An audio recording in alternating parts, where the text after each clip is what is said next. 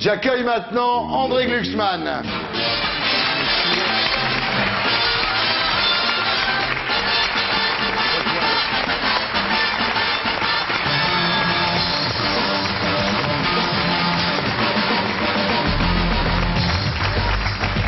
André Glucksmann, bonsoir. Bonsoir. Merci d'être avec nous ce soir. Vous êtes philosophe. Vous publiez chez Robert Laffont un livre qui s'appelle Dostoïevski à Manhattan. Mais avant de parler du livre, on va un petit peu parler de vous, parce que je crois que si on ne connaît pas votre vie, on ne comprend pas cet engagement qui est le vôtre.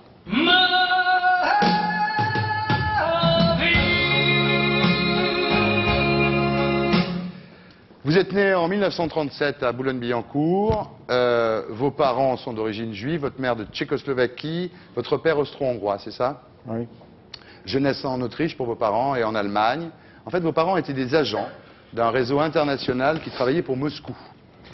Et en 1936, ils se battent à Hambourg contre le nazisme. Oui, ils ont passé de 30 à 37 en Allemagne nazie. Ouais. C'est-à-dire que... Ouais. Bon. C'est dangereux. Ouais. Pendant la guerre de 40, donc, votre père disparaît sur un bateau d'indésirables qui a été torbillé par on ne sait pas qui. Et votre mère, qui parlait à peine le français, se retrouve en France, dans la zone non occupée, avec 3 jeunes enfants, vous et vos 2 sœurs. Elle aurait pu partir en URSS, puisqu'elle Oui. avait des relations. Oui, oui, mais elle a réfléchi et elle a choisi.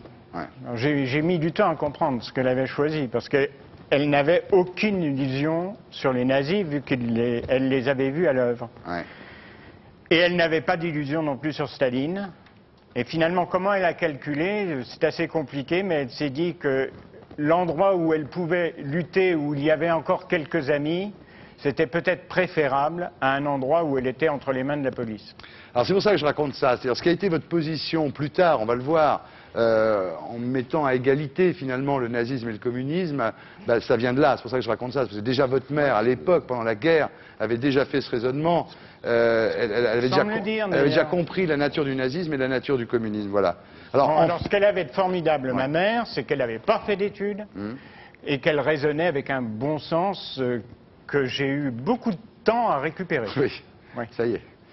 Alors, en France, au moins, elle pouvait se battre, elle pouvait lutter, ce qui n'aurait pas été le cas sans doute en URSS, Voilà. et elle est rentrée dans la résistance. Voilà. Voilà, on comprend maintenant comment vous êtes construit aussi, la résistance. Et alors, on va encore mieux comprendre quand je vais citer cette anecdote. Un jour, vous êtes tous arrêtés par les gendarmes français, vous êtes mis dans un camp de regroupement pour les Juifs, en partance pour l'Allemagne, et votre mère ne se résigne pas du tout. Elle hurle. Elle dit, vous savez, elle dit aux gendarmes français, elle dit, vous savez où vous nous envoyez, vous savez bien où vous nous envoyez. Les autres sont complètement apeurés parce qu'ils disent qu'il va y avoir des représailles. Et bientôt, vous aussi, dit-elle aux gendarmes français, vous nous suivrez dans ces fours crématoires. Alors, les gendarmes ont un peu mauvaise conscience, évidemment, ils se disent, un peu raison, effectivement, nous on est français, on est en train de les envoyer dans des camps. Et ils ont eu peur aussi, c'est très fort, de la contamination. C'est-à-dire, ils se sont dit, les autres détenus vont se révolter aussi. Comme quoi, il vaut mieux parler.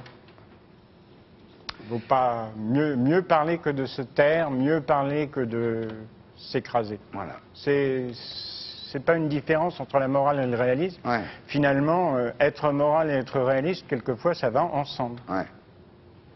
Alors là, qu'est-ce qu'ils font les gendarmes français? Ils se débarrassent de vous, parce qu'effectivement, votre mère est très active. Hein.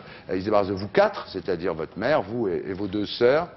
Et finalement, vous comprenez très jeune, en fait, à travers cette expérience, à quel point le nazisme et le communisme ont en commun la même chose, c'est-à-dire le totalitarisme. Et vous comprenez aussi que l'agitation, ça paye. Alors, à la Libération, votre mère s'occupe d'enfants juifs dont les parents ont disparu dans les camps. Et vous découvrez le mal, les effets du mal surtout, en voyant des tréteaux sur lesquels dansent des adolescents. Et vous dites qu'ils faisaient les claquettes en reproduisant le bruit des trains de la mort. Oui, c'était assez terrifiant. Bon, là j'ai compris que l'abandon c'était quand même quelque chose d'absolument terrible. Et quand je vois aujourd'hui beaucoup de gens abandonnés, moi je pense aux Tchétchènes par exemple, abandonnés par l'humanité entière, je me replace dans cette situation. Je suis allé clandestinement en Tchétchénie et au fond c'était un retour dans mon passé. Ouais. Alors, malgré votre mère, à 13 ans, vous inscrivez au PCF. Vous y resterez jusqu'à 19 ans, à l'époque de Budapest, quand l'armée soviétique, je dis ça pour les plus jeunes, quand l'armée soviétique, en 1956, a envahi la Hongrie. Oui, je me fais exclure, quoi. Ouais, vous faites exclure. Vous voulez pas être stalinien, vous faites exclure. En 68, vous êtes gauchiste, version Mao, hein. Alors, en 75, vous publiez un livre important qui s'appelle La cuisinière et le mangeur d'hommes, qui fait scandale, parce que la gauche, tout simplement, ne supporte pas qu'on lui parle du goulag, Ouais. quoi. Ouais. Bah, oui, même maintenant, d'ailleurs, Oui. hein, c'est Oui. assez mal vu. Oui. Alors ensuite, il y a l'aventure des nouveaux philosophes, Bernard-Henri Lévy. Oui. Et puis Mais déjà... bien. Bien. Et au-delà de ça, maintenant, c'est plutôt l'action humanitaire et les droits de l'homme, finalement. Oui, enfin, Votre combat. C'est réveil matin, si vous voulez. Hein. Ouais. C'est bon. Il y a beaucoup de gens qui dorment et il y a beaucoup de gens qui meurent. Alors il y a ceux qui dorment, il y a ceux qui meurent. Il faut peut-être essayer de faire un contact. Alors, dans le cadre de vos actions humanitaires, vous avez participé au sauvetage des boat people en mer de Chine. Oui. À l'époque, c'était avec Kouchner, Montand, Signoret. Vous avez participé avec BHL à la réconciliation pour la bonne cause d'Aron et Sartre, ce qui n'était pas évident. Oui. Hein. Et depuis, vous avez mené des actions pour l'Algérie, pour la Tchétchénie. Voilà, vous avez pointé, en fait, au départ, dans la suite d'Hannah Arendt, vous avez pointé finalement que le totalitarisme était un dénominateur commun entre le communisme et le nazisme. Et aujourd'hui, et c'est le sujet de votre livre, à l'aube de ce nouveau siècle, vous ajoutez finalement au communisme, au nazisme, un autre fléau qui est l'islamisme. Et le plus grand dénominateur commun de ces trois choses, pour vous, c'est maintenant le nihilisme. Oui, ce que je veux dire, c'est qu'il n'y a pas de conflit de civilisation, que Ben Laden, quand il fait sauter les Twin Towers, ce qui est dégoûtant, et à mon avis absolument dégoûtant. Il n'y a pas d'explication, de justification. Ce sont des gens qui étaient là, n'importe qui, 60 nations, pas spécialement les riches, et on les écrase, et on les écrabouille. Alors ça, je trouve ça non seulement écœurant, mais digne d'être médité. Alors je dis, c'est pas un clash de civilisation, c'est pas une guerre de religion. Ben Laden ne représente pas l'islam, il ne représente pas les pauvres. Et pour moi, il y a d'une part des gens qui résistent, comme Massoud, comme les Tchétchènes, comme les femmes en Algérie. Alors, est-ce que je peux une parenthèse? Bien sûr. Bon, parce qu'en Algérie, vous êtes écoutés aussi, tout le monde en parle aussi. Ouais, je sais. Et là, j'ai des amis, bon, je salue, je sais qu'elles écoutent, Khalida et Malika, parce que c'était des femmes fantastiques qui, pendant toute la période noire, où l'on égorgeait les collégiennes parce qu'elles ne portaient pas le voile, sont restées à Alger, ont lutté à Alger. Elles étaient condamnées à mort par des fatwas qui circulaient dans les mosquées. Et elles m'ont beaucoup appris justement sur la résistance au nihilisme. Alors si vous voulez, pour moi, il y a ceux qui résistent aux destructeurs, et puis il y a ceux qui exterminent. Et alors qu'ils soient musulmans, qu'ils soient hitlériens, qu'ils soient communistes, dans la mesure où ils exterminent, pour moi, c'est la même chose. Voilà.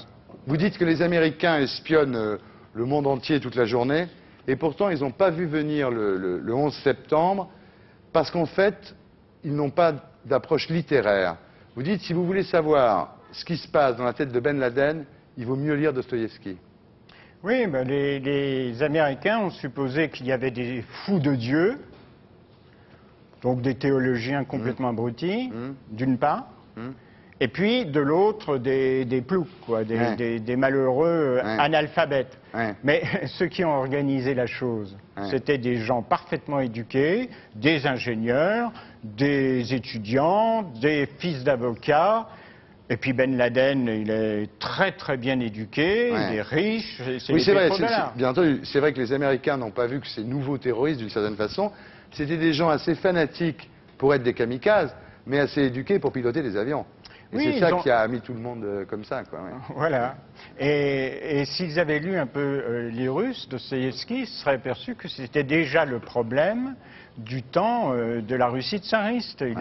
C'est l'histoire d'un groupuscule. Les uns croient en Dieu, les autres n'y croient pas, mais ils ont un point commun, c'est qu'ils estiment que tout est permis, qu'on peut tout faire pour faire crouler le monde, qu'après on verra. Mais que pour l'instant, on détruit, on démolit, on tue. Pour rester avec les auteurs russes, vous dites on est sorti d'une période commencée après la chute du mur de Berlin. Et vous parlez de la cerisée de Tchekhov, c'est-à-dire une période finalement où tout le monde pense que le mal peut être le fourrier du bien et que tout s'arrange toujours. C'est là-dedans. Ouais. Vous savez, on a parlé de la fin de l'histoire.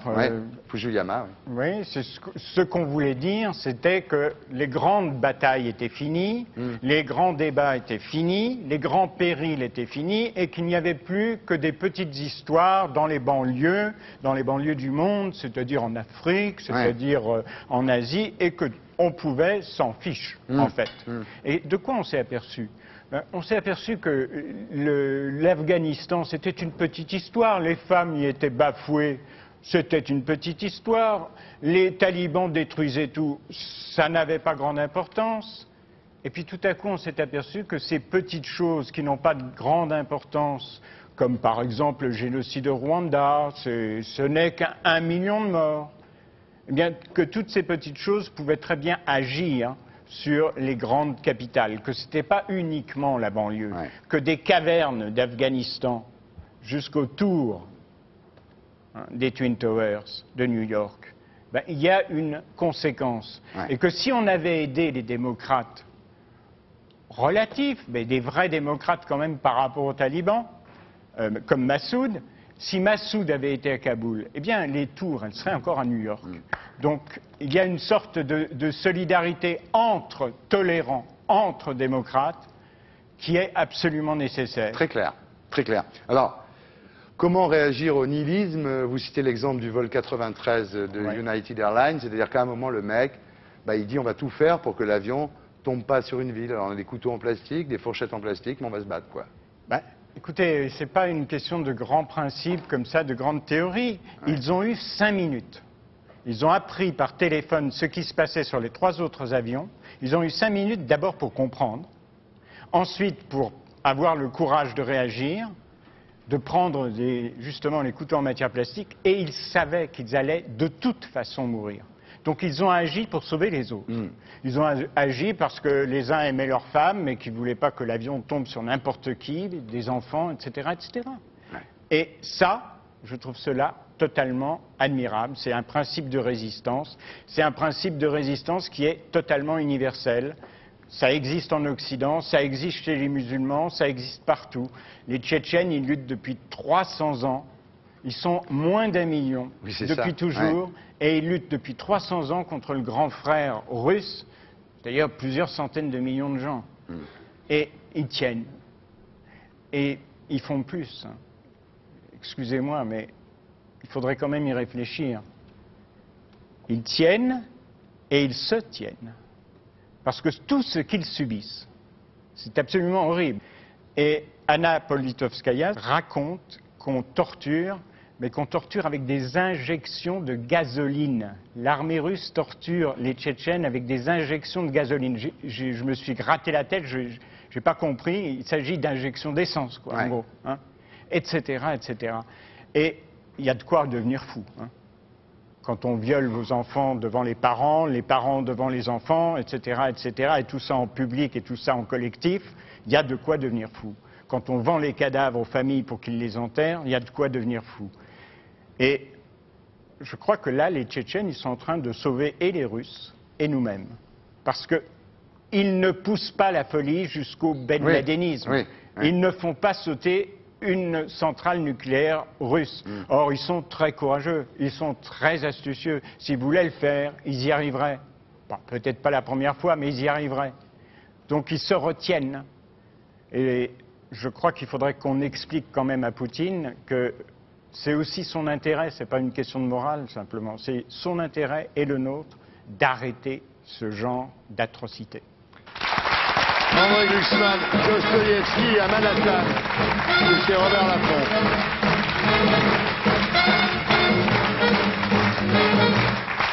Merci en tous les cas, je crois que c'est important que vous veniez dire ce genre de choses dans ce genre d'émission, parce que c'est regardé par beaucoup de gens. Je sais. Voilà. Merci beaucoup. Mais non, c'est moi qui vous remercie.